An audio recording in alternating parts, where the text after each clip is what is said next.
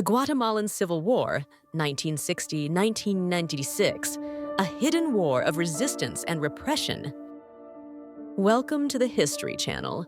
For 36 years, Guatemala was torn apart by one of Latin America's bloodiest civil wars, a conflict fueled by inequality, Cold War tensions, and genocide. Over 200,000 people were killed, most of them indigenous Mayans. But how did this war start? Who were the key players? And why does its legacy still haunt Guatemala today? This is the story of the Guatemalan Civil War. Historical roots, the seeds of conflict. The seeds of war germinated long before 1960. A small elite and foreign corporations like the United Fruit Company had dominated Guatemala, a country with deep inequality.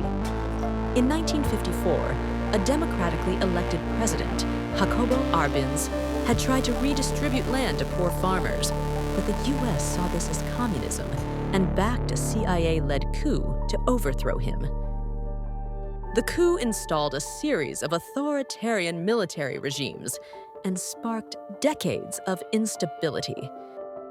For many Guatemalans, especially the poor and the indigenous, the coup was a betrayal of democracy.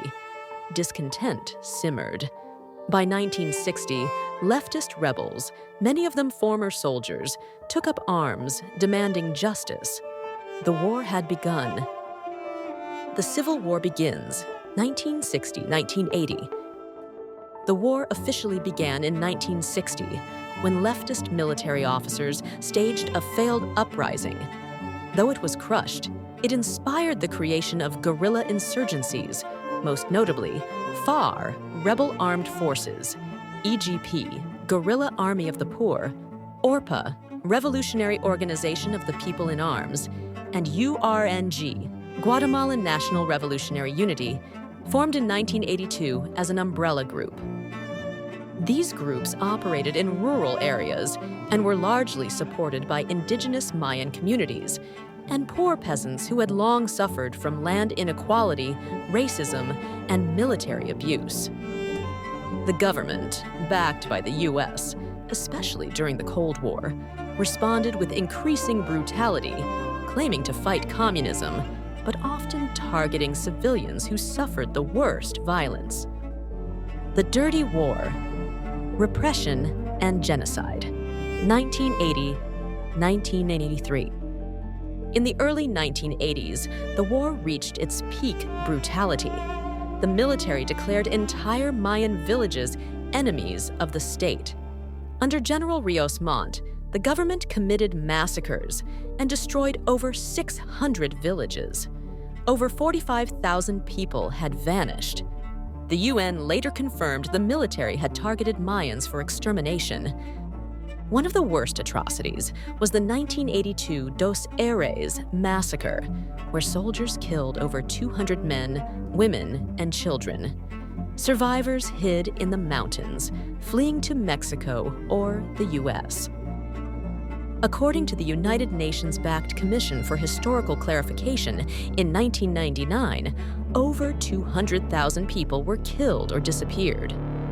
83% of victims were indigenous Maya. The army and state-backed forces were responsible for 93% of documented atrocities. Acts of genocide were committed against Mayan communities.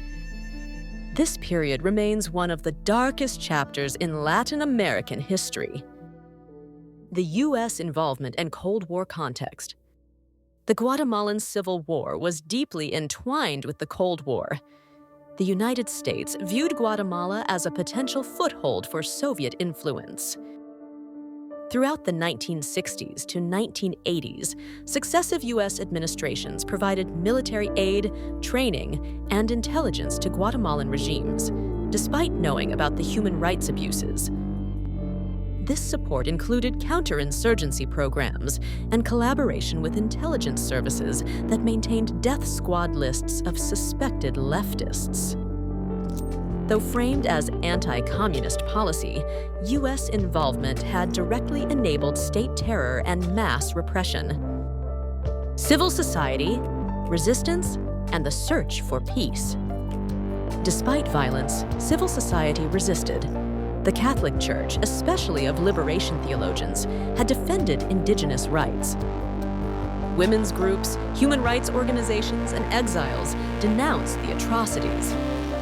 International pressure mounted in the 1980s and 90s.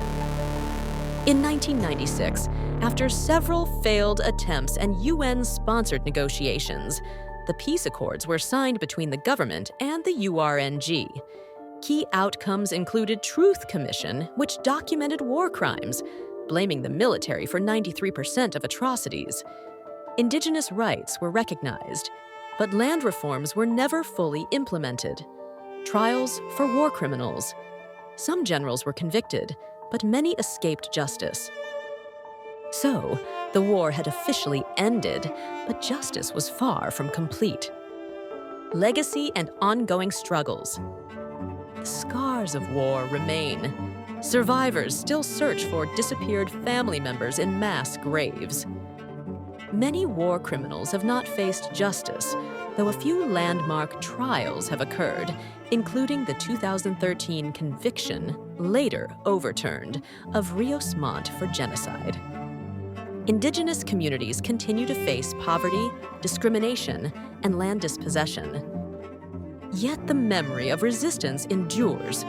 Truth commissions, grassroots activism, and cultural memory keep the history alive, not to reopen wounds, but to prevent their return. The Guatemalan Civil War was not merely a battle between guerrillas and government. It was a struggle over land, justice, identity, and survival. The war did not just end in 1996. Its trauma lives on.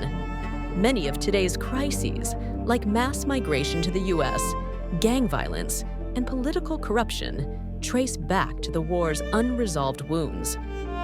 It reminds us of the dangers of state violence, foreign intervention, racism, systemic inequality, and of the enduring strength of people who choose to resist. Remember the past, speak the truth, defend the peace. What do you think? Should the US be held accountable for its role? Thank you for watching. And if you learned something, like and subscribe for more dives into the histories that still shape our world today.